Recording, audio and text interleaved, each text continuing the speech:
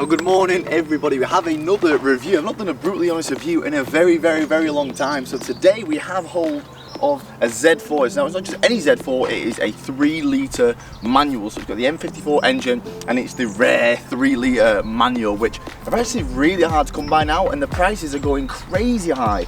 I searched the price of this one on eBay yesterday, the cheapest manual with this mileage, and it was like 7.5 grand. So I've actually just finished rebuilding this, or in the process of just finishing rebuilding this. So I bought this car totally front end smashed, so I'll insert a picture here, and we're coming to the end stages of when it's done. I still need to change a couple little things. I need an airbag and I need a new passenger headlight, but it's all driving, it's all road legal, it's all good to go. So today I'm gonna bring it out and show you guys the good things and bad things about this car, and we are gonna be brutal because it's my car.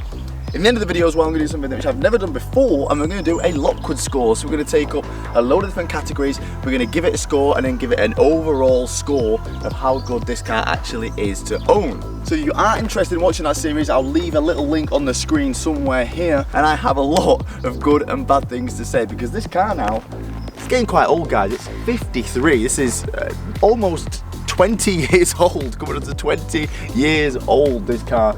And just bear in mind, there is a big bird shit on the side of the wing. I don't know when it happened, but it happened, so let's just try and ignore that, can we? This is actually the convertible, it is not the coupe. The coupes are even going for more money. This is a convertible, and yes, it works. A lot of people complain about the convertible roofs being awful on these, and that's because the hydraulic pump is put in a place where it just rusts and just stops working. So a lot of these, actually, the roofs do not work. So this is in the sterling grey, which is a very beautiful colour. And it's actually got the BBS, yes, they are BBS split wheels, and they actually are split wheels. But you'd be lying if you said that this was not a pretty car. The fact that this car is almost 20 years old is unbelievable. The styling on this car, what it must have been like back in the day in 2002, 2003 when these first come out. This is a gorgeous, gorgeous, gorgeous car. Now that looks expensive in today's money. The styling actually goes better into the interior. The interior for 2003, we've got to stay relative to the time, is actually really nice. Well, it's okay. So we have the full black leather and we have the black leather trim, and inside, now we are missing an airbag, but don't worry about that because I'm getting one, alright? I'm getting one. Interior is nice. Now, although it's nice, the doors and things do feel quite cheap. So the door cards are, there's not much to them, and the doors themselves. So since this is a road trip car and it's a beautiful day, let's go and take on a little road trip and go through all the good and bad points of this car. Now, speaking of road trips, we have around 4 spaces left on our True Rally event at the end of this month. Around 4 spaces left, so you pay £200 for a ticket and you come on a rally and you get everything involved. That you get the hotels, we're going karting, you've got the food, you've got all the VIP drinks in the nightclub. Everything is involved for just £200. So there's a link on the screen now, please check that out.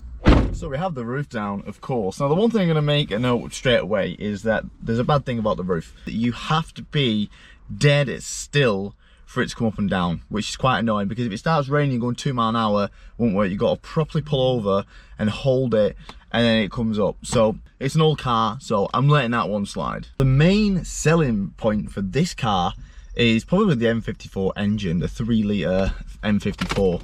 Now, if you've never been in an M54 engine, I actually bought this one and it was tapping like a... It sounded horrendous as it's not been started in a very long time and it was quite low on oil. Apparently they are quite renowned for tapping once they let the oil seep out the tappet. So now, I genuinely not gonna lie, this is probably the smoothest engine I have ever owned. You actually sometimes struggle to realise it's actually idling when it's idling. That was a cold start, by the way. It's got standard exhaust. This engine is so freaking smooth, it is unbelievable. It's so smooth, it's quiet, like you almost do not realise there's a 3-litre inline 6 under there. I've been dailying it, since I've got it all back on the road, I haven't driven another car since this. I've been dailying it, it's just that comfy to drive. Well, I know what you're all thinking, a 3-litre inline 6 in a small car like this, I bet it's absolutely rapid. Well, it isn't rapid, to be honest. It isn't as fast as you would think. Now, it's definitely not slow, but I did think it would have been a little bit faster. But realistically, it's not that fast of a car. It's probably faster than your 197 Clios and stuff, but I genuinely couldn't sit here and say it's that much more noticeable. They're 230 horsepower, so 230 horsepower, so which makes sense why they don't feel that much quicker than 197, because realistically, they're not. But it's a fun engine. The power delivery is fun, and you've got to work for the power. It is quite a fun engine to drive. It revs out nice and smoothly, fun through all the revs. It's an easy car to drive. This engine is so reliable as well. And these engines can easily get up to 200,000 miles. I've seen people on the page with over 300,000 mile engines. There are some issues with these, like if you don't look after them, they can cause some problems. There's like vanel seal problems and rock cover seal problems and little stupid things like that. And they are quite known for consuming oil, but they're all just services. So if you service this engine, it will literally last forever. Woo! See, it's not slow, boys. Actually, I think it's faster than a 197 Clio. I think it is. So one thing I'll demonstrate now is another bad side to the car. You think 3 litre in a little car like this, the rear end is going to be all over the show. Well, I'm going to try and get the rear end out now.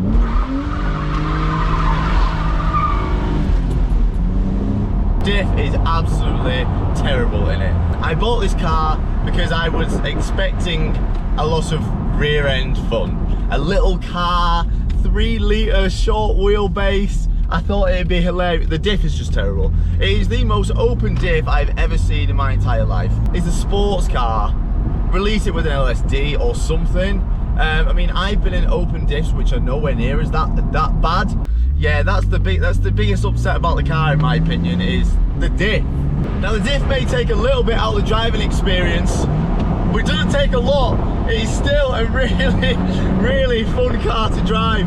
The feedback you get from it, you can't find it in new cars. I mean, yeah, it's not the fastest thing in the world, but my God, is it funny to drive.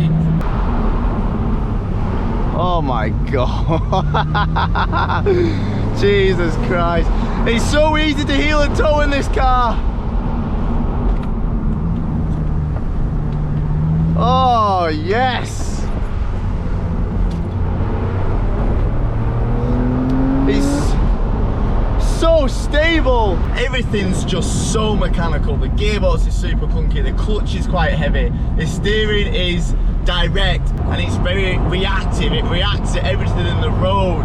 You don't really feel a disconnection between the wheel and the tyres. You feel absolutely everything.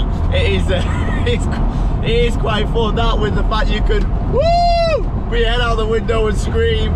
It makes a fun experience. Now they do have a BMW say that they have a braking system, electronic braking system, which reenacts an LSD as you're driving, which I suppose is kind of cool, but it's not what I want. I want an actual LSD. I don't want something faking an LSD. For an old car like this, it's a hell of an experience. It really is fun. So nimble.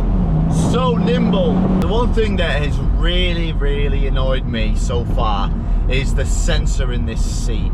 It is crazy. I actually, yesterday, I'll insert a video just to prove this, I had a McDonald's on this seat and it thinks someone's sitting in there. I have a McDonald's on the seat.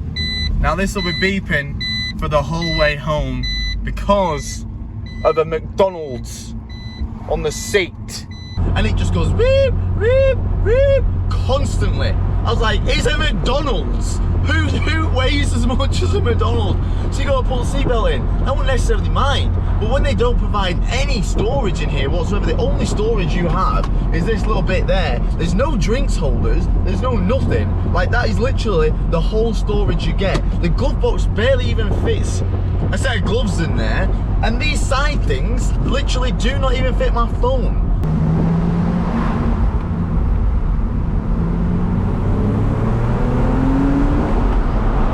So going on from an issue with the seats, but the bolsters are just terrible. Genuinely, it's hard to drive fast because you're just all over the place. This one does come with the xenon lights, and they have auto lights as well, so you've got auto xenon lights, which is really good for a car for 2000. What the hell was that? Jesus Christ. High spec, right? Wrong. It does not come with cruise control. Any German car which is a high price tag, I don't think there's any excuse for not putting cruise control. I even say in the Evos, it needs to have cruise control. It's not exactly, it's a little thing, but it can go such a long way into the driving experience. Like when you're on the motorway and you constantly got your foot on the accelerator, it really removes in the front of the car. I really think it's a serious thing to have cruise control. Considering the age of the car, the speakers are really good. Like I was like, oh no, they're gonna be terrible. Put CD on, great. Really good with the speakers. The treble isn't there, the surround isn't there, okay, but the bass and just the quality of the speakers are actually really good. And coming from a BMW, in my opinion, usually have the worst sound systems out of all of them. Like Mercedes and Audi have much better sound systems than BMW do. And leading on from that as well, usually you cannot change the aftermarket radio. You have to deal with the system that you've got. In my 07 plate Audi, I had to deal with what I got because it was all linked to the infotainment system and everything links to each other and it's all linked to the onboard computer. You can change it, but in this, you can change this. All it takes is just to get a radio kit, which just with a fascia and a wiring harness, plug it in, off you go. It is much better on fuel than I thought it would be. I thought I'd be getting like 30 to the gallon max. This will easily do 40 to the gallon on a motorway. Easy. If I go into my averages right now, I'm getting 36.2, and that's just been me hooning it around. 36.2 on normal roads, usually it's 37. So this will easily do 40 miles to the gallon on a motorway, which is really good. My diesel Audi only got 45 to the gallon on the motorway. And one little nitpick of this car is the window switches and the mirrors and stuff. This is such an awkward position. You've got to literally go all the way around and pull the window down. It's such an awkward position. Maybe that's just me being a bit pedantic, but I've noticed it quite a lot of times and other people have noticed it as well in the car. So BMW, have them here. Why are they all the way down here where you have to bend your arm in an awkward position to get them? But for a nice, relaxing Sunday spirited drive, it is a well-rounded car. It really is. I cannot take away from how well-rounded it is. It has the perfect power to how the suspension's set up. It isn't a race car, it isn't a track car. I don't want to be bouncing off every corner and all this. It's smooth, it's a soft car, it glides through the corners, it doesn't pin around the corners, it glides through the corners. And for something that glides through the corners, you don't want something with a crazy amount of power, because that is the Mercedes C63. It is fast, but it glides around the corners, and it is just, it's not good, it's terrifying. So something like this, it's a nice amount of power. You can pin it through corners as you're gliding. It's not going to tear your head off. But yeah, this is it's such a smooth sounding engine. Like, it's not slow. Ah! Woohoo! Oh yes! Woo! It's not slow. It's definitely not slow. I just don't want people seeing the 3 litre and then comparing it to something which is fast. It is. Oh shit! That corner's dangerous. I actually will be selling this car, and I will be selling this car very cheap to someone. This will be by far the cheapest one in the country. So if you are interested in this car, please drop me a message on Instagram, which is Lockwood, and message me and I'll give you some more information. I'll give you a price that I'm willing to take. Okay, so here for the Lockwood score, this is the first time we're doing this. I've rated 10 categories on what I believe a car enthusiast looks for. So we're going to go through them categories now, give it a score, and then we're going to give it an overall score at the end. So, looks. I think it's a good looking car. It looks amazing from the back. I think the front end lets it down. It does show its age, but the rest of the car is a really good looking car. It still stands up today, so I've given it a 6 out of 10. Speed, it's not the fastest car in the world. It is the fastest model of the Z4, but it's definitely not the slowest car in the world. So I'm going to give it a 5 out of 10 right down the middle. Sound, it is quite a good, it's a good sounding engine. The M54 is a good sounding engine. Now, this one has got a standard exhaust, so I can only rate it on what this one sounds like. But sound, I'm going to give it a 6 out of 10. Handling, now I know I said in the video it's an amazing handling car. It is, and it's definitely on the up end, but it is quite soft and it is quite old suspension now. So in terms of some other stuff, it's not the best handling car I've ever been in. So handling is going to get a 6 out of 10. Actually, no, we're going to make that 7. We're going to make handling 7 out of 10. Fun factor, you can put the roof down, it handles amazing, it's a good amount of power, it is a pretty fun car now. The only thing letting this down would be the fact that it's got a terrible diff. So the fun factor, I'm giving it a 6 out of 10. For coolness, I'm going to give it a 7 out of 10. It's a really cool car, the styling's really cool, the idea is cool, the engine's cool, it's manual. It is a pretty cool car. BMW got quite a lot of heritage as well, so I'm going to give it a 7 out of 10 for coolness. Comfort, the seats are really not comfortable at all.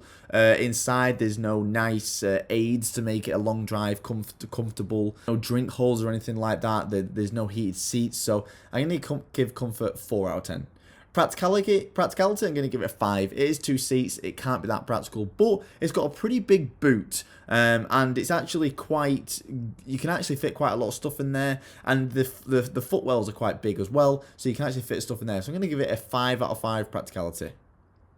Value for money, I'm going to rate it on what I've seen them going for. They're going for around £5,000, £4,500, £5,000. I'm going to give value 6 out of 10.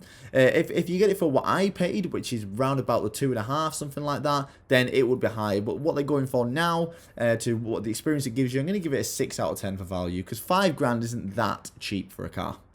And finally, reliability. I'm going to give reliability a 8 out of 10. These engines are incredibly reliable. They can go on for 300,000 miles. And what I've seen so far, the parts are relatively not complex. So altogether, the Lockwood score is 60 out of 100.